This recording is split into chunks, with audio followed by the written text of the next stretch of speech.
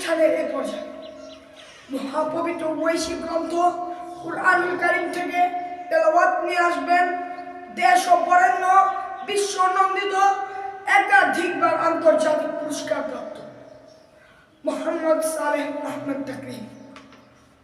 আজকের এই অনুষ্ঠানে আপনাদেরকে একটি নাত রাসূল পরিবেশন করবেন বর্তমান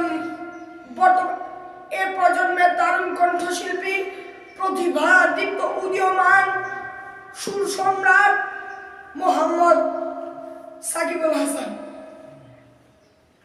প্রিয় এ পর্যায়ে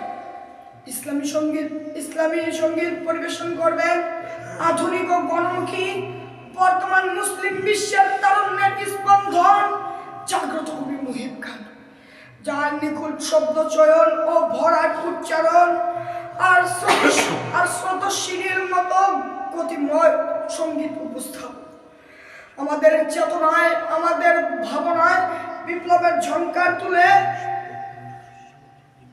তাই তো বলিষ্ঠ কণ্ঠে বলতে ইচ্ছে করে এ যুগের আমি কাজী নজরুল ইকবাল মহাকবি গালিব হাফিজ কইয়াম সারিফুর রুহ ছবি।